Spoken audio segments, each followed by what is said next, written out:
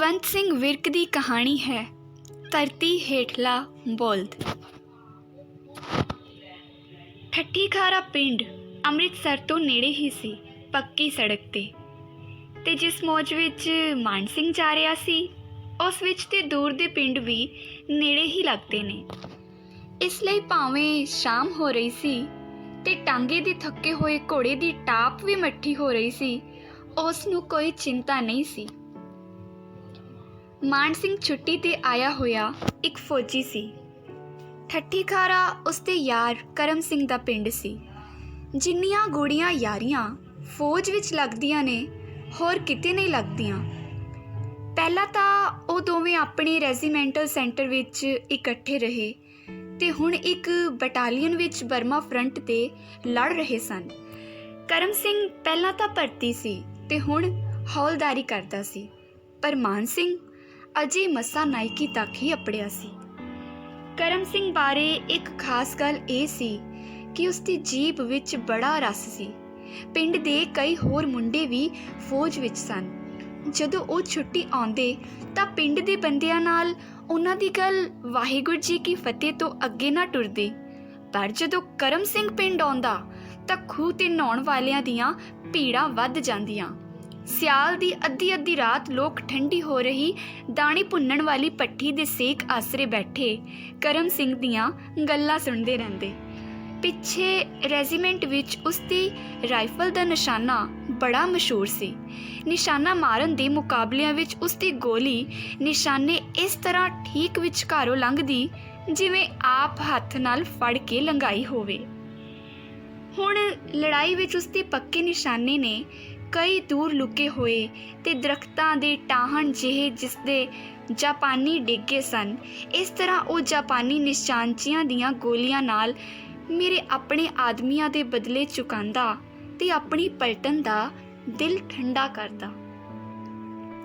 ਜਿੱਥੇ ਮਸ਼ੀਨ ਗੰਨਾਂ ਦੀਆਂ ਗੋਲੀਆਂ ਦੀਆਂ ਵਾਛੜਾਂ ਨਿਸਫਲ ਜਾਂਦੀਆਂ, ਉੱਥੇ ਕਰਮ ਸਿੰਘ ਦੀ ਇੱਕ ਗੋਲੀ ਕੰਮ ਸਵਾਰ ਦਿੰਦੀ ਸੀ। ਭਾਵੇਂ ਹੁਣ ਕਰਮ ਸਿੰਘ ਦੇ ਹੱਡ ਕੁਝ ਪੁਰਾਣੇ ਹੁੰਦੇ ਜਾਂਦੇ ਸਨ, ਪਰ ਜਦੋਂ ਜਿਮਨਾਸਟਿਕ ਦੇ ਡੰਡਿਆਂ 'ਤੇ ਖੇਡਾਂ ਕਰਦਾ ਤਾਂ ਵੇਖਣ ਵਾਲਿਆਂ ਨੂੰ ਇਸ ਤਰ੍ਹਾਂ ਲੱਗਦਾ ਜਿਵੇਂ ਉਸਨੂੰ ਕੋਈ ਭੂਤ ਚੰਬੜ ਗਿਆ ਹੋਵੇ। ਇੱਥੇ ਲੜਾਈ ਵਿੱਚ ਖੈਰ ਇਹ ਸਭ ਕੁਝ ਬੰਦ ਸੀ, ਹੋਰ ਵੀ ਬਹੁਤ ਕੁਝ ਬੰਦ ਸੀ। ਕਦੀ ਕਸੀਆਂ ਹੋਈਆਂ ਵਰਦੀਆਂ ਪਾ ਕੇ ਬੈਂਡ ਨਾਲ ਪਰੇਡ ਨਹੀਂ ਕੀਤੀ ਸੀ। ਕੋਈ ਬਾਜ਼ਾਰ ਨੇੜੇ ਨਹੀਂ ਸੀ ਜਿੱਥੇ ਮੁਫਤੀ ਪਾ ਕੇ ਕੋਈ ਜਾ ਸਕੇ। ਕਦੀ ਕੋਈ ਪਿੰਡ ਦਾ ਇਲਾਕੇ ਦਾ ਬੰਦਾ ਨਹੀਂ ਸੀ ਮਿਲਿਆ। ਇਸ ਕਰਕੇ ਜਦੋਂ ਮਾਨ ਸਿੰਘ ਦੀ ਛੁੱਟੀ ਦੀ ਵਾਰੀ ਆਈ ਤਾਂ ਕਰਮ ਸਿੰਘ ਬੜਾ ਔਖਾ ਹੋਇਆ ਸੀ। ਜੇ ਉਹਨੂੰ ਵੀ ਛੁੱਟੀ ਮਿਲ ਜਾਂਦੀ ਤਾਂ ਦੋਵੇਂ ਇਕੱਠੇ ਹੀ ਛੁੱਟੀਆਂ ਗੁਜ਼ਾਰਦੇ ਤੇ ਫਿਰ ਇਕੱਠੇ ਹੀ ਮੁੜ ਆਉਂਦੇ। ਅੰਮ੍ਰਿਤਸਰੋਂ ਚੂੜਖਾਨਾ ਕਿਹੜਾ ਦੂਰ ਸੀ, 50 ਕੋਹਾਂ ਦੇ ਵਿੱਚ ਨਹੀਂ ਸੀ। ਭਾਵੇਂ ਪਹਿਲੇ ਨੂੰ ਮਾਝਾ ਤੇ ਦੂਸਰੇ ਨੂੰ ਬਾਰ ਆਖਦੇ ਸਨ, ਭਾਵੇਂ ਪਹਿਲਾ ਮੁੱਢ ਕਦੀਮਾ ਤੋਂ ਵਸਿਆ ਹੋਇਆ ਸੀ ਤੇ ਦੂਸਰੇ ਨੂੰ ਚੰਗੀ ਤਰ੍ਹਾਂ ਜੰਮ ਕੇ ਵਸਿਆ ਅਜੇ ਥੋੜ੍ਹਾ ਚਿਰ ਹੀ ਹੋਇਆ ਸੀ, ਪਰ ਛੁੱਟੀ ਇਹਨਾਂ ਦਿਨਾਂ ਵਿੱਚ ਬੜੀ ਔਖੀ ਮਿਲਦੀ ਸੀ। ਕਦੀ ਕਿਸੇ ਨੂੰ ਜਿਸ ਤਰ੍ਹਾਂ ਲੜਾਈ ਵਿੱਚ ਬਹਾਦਰੀ ਦੇ ਤਮਗੇ ਕਦੀ ਹੀ ਕਿਸੇ ਨੂੰ ਮਿਲਦੇ। ਤੇ ਜਦੋਂ ਮਾਨ ਸਿੰਘ ਪਿਛਾਂਹ ਨੂੰ ਆਉਂਦੇ ਫੌਜੀ ਟਰੱਕ ਵਿੱਚ ਬੈਠਣ ਲੱਗਾ ਤਾਂ ਕਰਮ ਸਿੰਘ ਨੇ ਕਿਹਾ, ਸਾਡੇ ਘਰ ਵੀ ਹੁੰਦਾ ਆਵੇ ਤੂੰ। ਮੇਰੇ ਕੋਲੋਂ ਆਏ ਨੂੰ ਤੈਨੂੰ ਵੇਖਣਗੇ ਤਾਂ ਅੱਧਾ ਮੇਲ ਤਾਂ ਉਹਨਾਂ ਦਾ ਹੋ ਜਾਏਗਾ, ਫਿਰ ਉਹਨਾਂ ਕੋਲੋਂ ਆਏ ਨੂੰ ਤੈਨੂੰ ਮੈਂ ਵੇਖਾਂਗਾ ਤਾਂ ਤੇਰੇ ਕੋਲੋਂ ਉਹਨਾਂ ਦੀਆਂ ਗੱਲਾਂ ਬਾਤਾਂ ਸੁਣਾਂਗਾ ਤਾਂ ਅੱਧਾ ਮੇਲ ਮੇਰਾ ਵੀ ਹੋ ਜਾਏਗਾ। ਫਿਰ ਆਪਣੇ ਇਲਾਕੇ ਵਿੱਚ ਉਸਦੀ ਦਿਲਚਸਪੀ ਵਧਾਉਣ ਲਈ ਉਸ ਪੁੱਛਿਆ, ਤੂੰ ਅੱਗੇ ਕਦੀ ਉੱਧਰ ਗਿਆ ਹੈ ਕਿ ਨਹੀਂ? ਨਹੀਂ, ਅੰਮ੍ਰਿਤਸਰ ਵਿੱਚੋਂ ਹੀ ਲੰਘਿਆ ਹਾਂ, ਪਰਾਂ ਤੇ ਕਦੀ ਨਹੀਂ ਗਿਆ। ਉੱਧਰ ਬੜੇ ਗੁਰਦੁਆਰੇ ਨੇ, ਤਰਨ ਤਾਰਨ, ਖਡੂਰ ਸਾਹਿਬ, ਗੋਇੰਦਵਾਲ, ਸਾਰੀ ਥਾਈਂ ਮੱਥਾ ਟੇਕ ਆਵੀਂ, ਨਾਲੇ ਸਾਡੇ ਘਰੋਂ ਵੀ ਹੋ ਆਵੀਂ। ਮੈਂ ਚਿੱਠੀ ਪਾ ਦਿਓ ਉਹਨਾਂ ਨੂੰ। ਤੇ ਇਸੇ ਕਰਕੇ ਆਪਣੀਆਂ ਛੁੱਟੀਆਂ ਮੁੱਕਣ ਦੇ ਨੇੜੇ ਅੱਜ ਉਹ ਟਾਂਗੇ 'ਤੇ ਚੜ੍ਹਿਆ ਕਰਮ ਸਿੰਘ ਦੇ ਪਿੰਡ ਜਾ ਰਿਹਾ ਸੀ। ਬਾਪੂ ਜੀ, ਮੈਂ ਮਾਨ ਸਿੰਘ ਆ, ਚੂੜਖਾਨਿਓ। ਉਸਨੇ ਕਰਮ ਸਿੰਘ ਦੇ ਘਰ ਦੀ ਡਿਓੜੀ ਵਿੱਚ ਬੈਠੇ ਬਾਬੇ ਨੂੰ ਹੱਥ ਜੋੜ ਕੇ ਕਿਹਾ, ਆਓ ਜੀ ਆਇਆ ਨੂੰ, ਆਓ ਬਹਿ ਜਾਓ। ਮਾਨ ਸਿੰਘ ਅੰਦਰ ਲੰਘ ਕੇ ਮੰਜੀ 'ਤੇ ਬਹਿ ਗਿਆ। ਉਸ ਦੇ ਆਉਣ ਕਰਕੇ ਬਾਬਾ ਕੁਝ ਔਖਾ ਲੱਗਦਾ ਸੀ। ਪਹਿਲਾਂ ਤਾਂ ਉਹ ਇੱਧਰ ਉੱਧਰ ਵੇਖ ਰਿਹਾ ਸੀ, ਪਰ ਹੁਣ ਉਸਨੇ ਚੁੱਪਚਾਪ ਨੀਵੀਂ ਪਾ ਲਈ। ਮਾਨ ਸਿੰਘ ਕਾਲੇ ਸੁਭਾਅ ਦਾ ਨਹੀਂ ਸੀ, ਪਰ ਆਪਣੀ ਇਸ ਆਓ ਭਗਤ ਨੇ ਉਸ ਨੂੰ ਬੜੀ ਹੈਰਾਨੀ ਹੋਈ। ਹੋ ਸਕਦਾ ਸੀ ਕੋਈ ਉਪਰਾ ਆਦਮੀ ਹੋਵੇ। ਤੁਸੀਂ ਕਰਮ ਸਿੰਘ ਦੇ ਬਾਪੂ ਹੋ? ਉਸਨੇ ਚੰਗੇਰੀ ਮਿਲਣੀ ਦੀ ਮੰਗ ਕਰਦੇ ਹੋਏ ਕਿਹਾ। ਆਹੋ ਜੀ, ਇਹ ਉਹਦਾ ਹੀ ਘਰ ਏ। ਉਸ ਮੇਰੇ ਬਾਰੇ ਤੁਹਾਨੂੰ ਕੋਈ ਚਿੱਠੀ ਲਿਖੀ ਸੀ? ਹਾਂ, ਉਸ ਲਿਖਿਆ ਸੀ ਭਈ ਤੁਸੀਂ ਆਓਗੇ ਸਾਡੇ ਕੋਲ। ਤੇ ਬੁੱਢਾ ਉੱਠ ਕੇ ਵਿਹੜੇ ਵੱਲ ਨੂੰ ਟੁਰ ਪਿਆ। ਇੱਕ ਕੱਟੀ ਨੂੰ ਉਸ ਖੋਲ ਕੇ ਕਿਲੇ ਤੋਂ ਦੂਸਰੇ ਕਿਲੇ ਤੇ ਬੱਧਾ, ਫਿਰ ਉਸ ਦੇ ਪਿੰਡੇ ਤੇ ਹੱਥ ਫੇਰਿਆ, ਫਿਰ ਉਸ ਨੂੰ ਆਪਣਾ ਹੱਥ ਚੱਟਣ ਲਈ ਦਿੱਤਾ। ਫਿਰ ਅੰਦਰ ਜਾ ਕੇ ਮਾਨ ਸਿੰਘ ਦੇ ਆਉਣ ਦਾ ਪਤਾ ਦਿੱਤਾ ਤੇ ਚਾਹ ਲਿਆਉਣ ਲਈ ਆਖਿਆ। ਤੇ ਜਿਸ ਤਰ੍ਹਾਂ ਮੁੜ ਕੇ ਡਿਓੜੀ ਵਿੱਚ ਆਉਣ ਤੋਂ ਡਰਦਾ ਹੋਵੇ, ਉਹ ਫਿਰ ਵਿਹੜੇ ਵਿੱਚ ਬੱਧੀ ਘੋੜੀ ਕੋਲ ਖਲੋ ਗਿਆ। ਉਸ ਦੇ ਅੱਗੇ ਪਈ ਤੂੜੀ ਨੂੰ ਹਿਲਾਇਆ, ਫਿਰ ਛੋਲੇ ਲਿਆ ਕੇ ਵਿੱਚ ਪਾਏ, ਅਖੀਰ ਮੁੜ ਕੇ ਡਿਓੜੀ ਵਿੱਚ ਆ ਗਿਆ। ਬਾਬਾ ਹੁਣ ਕੁਝ ਵਧੇਰੇ ਆਪਣੇ ਆਪ ਵਿੱਚ ਸੀ। ਉਹ ਮਾਨ ਸਿੰਘ ਵੱਲ ਤੇ ਸੱਜੇ ਖੱਬੇ ਵੀ ਝਾਕ ਰਿਹਾ ਸੀ। ਜਸਵੰਤ ਸਿੰਘ ਕਿੱਥੇ ਵੇ? ਮਾਨ ਸਿੰਘ ਨੂੰ ਪਤਾ ਸੀ ਕਿ ਕਰਮ ਸਿੰਘ ਦੇ ਨਿੱਕੇ ਭਰਾ ਦਾ ਨਾਂ ਜਸਵੰਤ ਸਿੰਘ ਏ। ਹੁਣੇ ਆ ਜਾਂਦਾ ਏ, ਚਰੀ ਦੀ ਗੱਡ ਲੈ ਕੇ। ਐਨੇ ਨੂੰ ਕਰਮ ਸਿੰਘ ਦੀ ਬੇਬੇ ਚਾਹ ਲੈ ਕੇ ਆ ਗਈ। ਬੇਬੇ ਜੀ, ਸਤਿ ਸ੍ਰੀ ਅਕਾਲ। ਮਾਨ ਸਿੰਘ ਨੇ ਹੱਸਦੀਆਂ ਅੱਖਾਂ ਨਾਲ ਬੁੱਢੀ ਵੱਲ ਵੇਖਿਆ। ਬੁੱਢੀ ਦੇ ਹੋਠ ਕੁਝ ਕਹਿਣ ਲਈ ਫਰਕੇ, ਪਰ ਕੋਈ ਅੱਖਰ ਨਾ ਬਣ ਸਕਿਆ। ਮਾਨ ਸਿੰਘ ਨੇ ਚਾਹ ਵਾਲੀ ਗੜਵੀ ਤੇ ਕੌਲੀ ਉਸ ਦੇ ਹੱਥੋਂ ਫੜ ਲਈ ਤੇ ਉਹ ਵਾਪਸ ਚਲੀ ਗਈ। ਇਹ ਮਜੈਲ ਕਿਸ ਤਰ੍ਹਾਂ ਦੇ ਆਦਮੀ ਨੇ? ਮਾਨ ਸਿੰਘ ਹੈਰਾਨ ਹੋ ਰਿਹਾ ਸੀ। ਆਪਣੇ ਵਿੱਚ ਉਹ ਬੜਾ ਤੰਗ ਸੀ, ਪਰ ਹੁਣ ਇਹ ਘਰ ਆ ਕੇ ਵਾਪਸ ਥੋੜਾ ਜਾ ਸਕਦਾ ਸੀ। ਚਲੋ ਇੱਕ ਰਾਤ ਰਹਿ ਕੇ ਮੁੜ ਚੱਲਾਂਗੇ, ਉਸ ਫੈਸਲਾ ਕੀਤਾ। ਰਾਤ ਨੂੰ ਜਦੋਂ ਜਸਵੰਤ ਸਿੰਘ ਆਇਆ ਤਾਂ ਇਸ ਰੌਣਕ ਵਿੱਚ ਗੱਲਾਂ ਬਾਤਾਂ ਕੁਝ ਖੁੱਲੀਆਂ ਹੋਣ ਲੱਗੀਆਂ। ਬੜੀ ਮਸ਼ਹੂਰ ਹੋਈ ਏ ਗੋਲੀ ਕਰਮ ਸਿੰਘ ਦੀ। ਉੱਥੇ ਬਰਮਾ ਦੀ ਲੜਾਈ ਵਿੱਚ ਉਹਦੇ ਘੋੜਾ ਦੱਬਣ ਦੀ ਢੇਰ ਹੁੰਦੀ ਏ।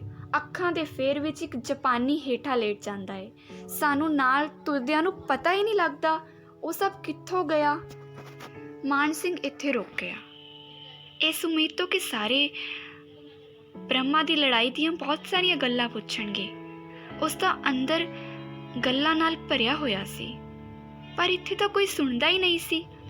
ਕੁਝ ਚਿਰ ਇਸ ਤਰ੍ਹਾਂ ਹੀ ਸੁਣ ਰਹੀ ਤੇ ਫਿਰ ਬੁੱਢੇ ਨੇ ਜਸਵੰਤ ਸਿੰਘ ਨੂੰ ਕਿਹਾ, ਆਪਣੀ ਵਾਰੀ ਕਦੋਂ ਏ ਪਾਣੀ ਦੀ? ਪਰਸੋਂ 3 ਵਜੇ ਸਵੇਰੇ ਲੱਗਣੀ ਹੈ। 3 ਵਜੇ ਸਵੇਰ ਦਾ ਨਾਂ ਸੁਣ ਕੇ ਮਾਨ ਸਿੰਘ ਨੇ ਫਿਰ ਗੱਲ ਛੇੜੀ। ਉਹ ਆਪਣੇ ਯਾਰ ਦੀਆਂ ਰੱਜ ਕੇ ਗੱਲਾਂ ਕਰਨੀਆਂ ਚਾਹੁੰਦਾ ਸੀ। ਹੋਰ ਗੱਲ ਤੇ ਗੱਲ, ਕਰਮ ਸਿੰਘ ਪਹਿਰ ਰਾਤ ਉੱਠਣ ਤੋਂ ਤਾਂ ਬਚ ਗਿਆ। ਫੌਜ ਵਿੱਚ ਸਵੇਰੇ ਉੱਠਣ ਦਾ ਬੜਾ ਆਲਸ ਸੀ ਉਹਨੂੰ। ਸਾਰਿਆਂ ਤੋਂ ਪਿੱਛੋਂ ਉੱਠਦਾ ਏ ਉੱਥੇ। ਇਸ ਨਾਲ ਵੀ ਕਿਸੇ ਦਾ ਉਤਸ਼ਾਹ ਨਾ ਜਾਗਿਆ। ਫਿਰ ਰੋਟੀ ਆਈ। ਉਹਨਾਂ ਕਾਫੀ ਉਚੇਚ ਕੀਤਾ ਹੋਇਆ ਸੀ। ਨਾਲ ਨਾਲ ਜਸਵੰਤ ਸਿੰਘ ਰੋਟੀ ਖਾਂਦੇ ਨੂੰ ਪੱਖਾ ਚੱਲ ਰਿਹਾ ਸੀ। ਉਸ ਦਾ ਇਹ ਖਿਆਲ ਹੈ ਕਿ ਉਹ ਉਸ ਵੱਲ ਧਿਆਨ ਨਹੀਂ ਸੀ ਦੇ ਰਹੇ। ਦਿਲੋਂ ਨਿਕਲ ਗਿਆ।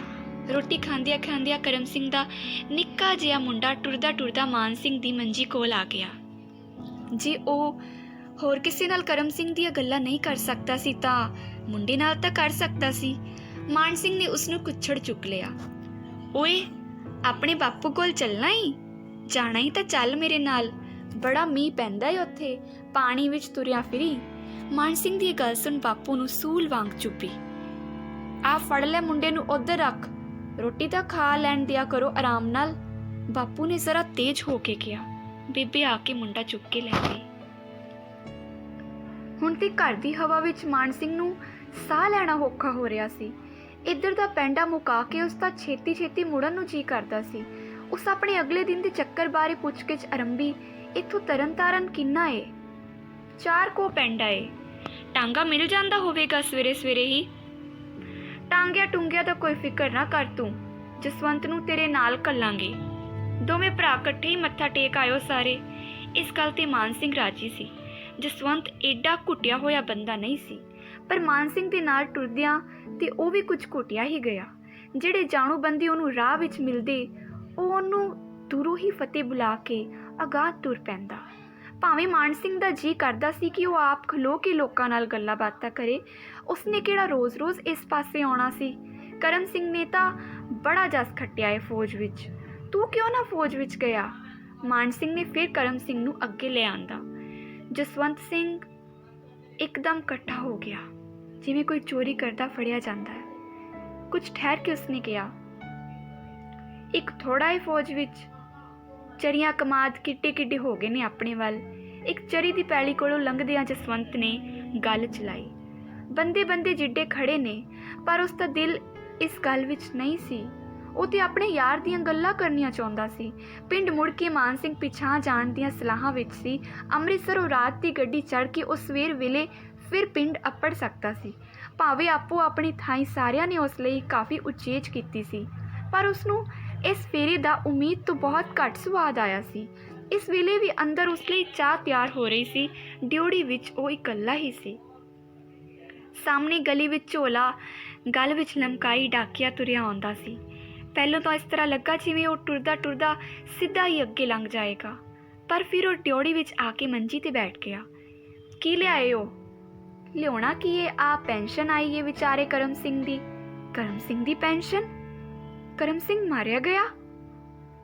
ਬਾਦਸ਼ਾਹੋ, ਸਾਰਾ ਇਲਾਕਾ ਤਰਾਸ ਪਿਆ ਕਰਦਾ ਏ ਤੇ ਤੁਸੀਂ ਉਹਦੇ ਘਰ ਬੈਠੇ ਪੁੱਛਦੇ ਹੋ ਕਰਮ ਸਿੰਘ ਮਾਰਿਆ ਗਿਆ? ਚਿੱਠੀ ਆਇਆ ਤੇ ਅੱਜ 15 ਦਿਨ ਹੋ ਗਏ ਨੇ। 2 ਕੁ ਵਾਰ ਮਾਨ ਸਿੰਘ ਦਾ ਸਾਹ ਕਾਲਾ ਜਿਹਾ ਪਿਆ। ਸਿਰ ਤੇ ਨੱਕ ਤੋਂ ਉਤਲੇ ਹਿੱਸੇ ਦੀ ਇੱਕ ਮੁੱਠ ਜਿਹੀ ਮਿੱਟੀ ਗਈ। ਫਿਰ ਅੱਖਾਂ ਰਾਹੀਂ ਪਾਣੀ ਨੁਚੜਨ ਨਾਲ ਢਿੱਲੀ ਹੋਣ ਲੱਗੀ।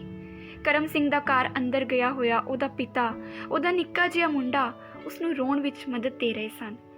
ਬਾਪੂ ਨੇ ਬਾਹਰੋਂ ਹੀ ਡਾਕੀਆ ਬੈਠਾ ਵੇਖ ਕੇ ਸਮਝ ਲਿਆ ਕਿ ਗੱਲ ਨਿਕਲ ਗਈ ਹੈ। ਹੁਣ ਭਾਰ ਚੁੱਕੇ ਫਿਰਨ ਦੀ ਕੋਈ ਲੋੜ ਨਹੀਂ ਸੀ। ਅੱਠਾਂ ਪੈਰਾਂ ਦਾ ਦਬਾਅ ਢਿੱਲਾ ਹੋਇਆ ਤੇ ਅਥਰੂ ਵਗ ਤੁਰੇ। ਦੋਵੇਂ ਢੇਰ ਚਿਰ ਕੋਲ ਬੈਠੇ ਆਪਣੇ ਆਪ ਨੂੰ ਹੌਲਾ ਕਰਦੇ ਰਹੇ। ਫਿਰ ਮਾਨ ਸਿੰਘ ਬੋਲਿਆ, ਤੁਸੀਂ ਮੈਨੂੰ ਆਉਂਦੇ ਹੀ ਕਿਉਂ ਨਾ ਦੱਸਿਆ? ਐਵੇਂ ਅਸਾਂ ਆਖਿਆ ਮੁੰਡਾ ਛੁੱਟੀ 'ਤੇ ਆਇਆ ਏ, ਇਹਦੀ ਛੁੱਟੀ ਖਰਾਬ ਨਾ ਹੋਵੇ, ਆਪੇ ਛੁੱਟੀ ਕੱਟ ਕੇ ਪਲਟਨ ਵਿੱਚ ਆਏਗਾ, ਸੁਣ ਲਏਗਾ। ਫੌਜੀ ਨੂੰ ਛੁੱਟੀ ਪਿਆਰੀ ਹੁੰਦੀ ਏ। ਜਿੰਨੀ ਕਰਮ ਸਿੰਘ ਨੂੰ ਪਿਆਰੀ ਸੀ ਓਨੀ ਹੀ ਤੈਨੂੰ ਹੋਊ ਨਾ, ਸਗੋਂ ਬਹੁਤੀ ਹੋਊ। ਬਾਹਰ ਦੇ ਪਿੰਡਾਂ ਦੇ ਲੋਕ ਤਾਂ ਸੌਣ ਦੇ ਜੰਪਲ ਨੇ, ਉਹਨਾਂ ਨੂੰ ਤੇ ਥੋੜ੍ਹਾ ਔਖ ਵੀ ਬਹੁਤਾ ਦਿਸਦਾ ਹੋਊ, ਪਰ ਅਸੀਂ ਗੱਲ ਲੁਕਾਉਣ ਵਿੱਚ ਰਤਾ ਕਾਮਯਾਬ ਨਹੀਂ ਹੋਏ, ਐਵੇਂ ਬੇਸਵਾਦੀ ਹੀ ਕੀਤੀ। ਮੁੜਦੇ ਹੋਏ ਮਾਨ ਸਿੰਘ ਨੇ ਮਾਝੇ ਦੇ ਪਿੰਡ ਵੇਖੇ ਜਿਨ੍ਹਾਂ ਦਾ ਬਾਬਾ ਜੰਪਲ ਸੀ। ਇਹਨਾਂ ਦੁਆਲੇ ਬਚਾਅ ਲਈ ਕਿਲੇ ਕੋਟ ਉਸਰੇ ਹੋਏ ਸਨ। ਥਾਂ ਮੜੀਆਂ ਤੇ ਸਮਾਧਾਂ ਸਨ ਜਿਹੜੀਆਂ ਪੀੜ੍ਹੀਆਂ ਵਿੱਚ ਇਹਨਾਂ ਲੋਕਾਂ ਦੀ ਭਾਰਤ 'ਤੇ ਧਾਵਾ ਕਰਨ ਵਾਲਿਆਂ ਨਾਲ ਲੜਨ ਮਰਨ ਦੀਆਂ ਕਹਾਣੀਆਂ ਦੱਸਦੀਆਂ ਸਨ। ਇਸ ਕਰਕੇ ਬਾਬੇ ਦੀ ਸਹਿਣ ਸ਼ਕਤੀ ਇੰਨੀ ਵਧੀ ਹੋਈ ਸੀ। ਉਹ ਦੂਜਿਆਂ ਨੂੰ ਹੌਲਾ ਰੱਖਣ ਲਈ ਆਪ ਹੋਰ ਭਾਰ ਚੁੱਕਣਾ ਚਾਹੁੰਦਾ ਸੀ। ਮਾਨ ਸਿੰਘ ਨੇ ਸੁਣਿਆ ਹੋਇਆ ਸੀ ਕਿ ਇੱਕ ਤੋਲ ਹੈ ਜੋ ਆਪਣੇ ਸਿਰਾਂ 'ਤੇ ਸਾਰੀ ਧਰਤੀ ਦਾ ਭਾਰ ਚੁੱਕ ਕੇ ਖੜਾ ਰਹਿੰਦਾ ਏ। ਉਸ ਨੂੰ ਇਸ ਤਰ੍ਹਾਂ ਲੱਗਾ ਜਿਵੇਂ ਕਰਮ ਸਿੰਘ ਦਾ ਪਿਤਾ ਹੀ ਉਹ ਧੌਲ ਸੀ ਜਿਹੜਾ ਭਾਰ ਥੱਲੇ ਦੱਬਿਆ ਹੋਣ ਪਿੱਛੋਂ ਵੀ ਲੋਕਾਂ ਦਾ ਭਾਰ ਚੁੱਕਣਾ ਚਾਹੁੰਦਾ ਸੀ।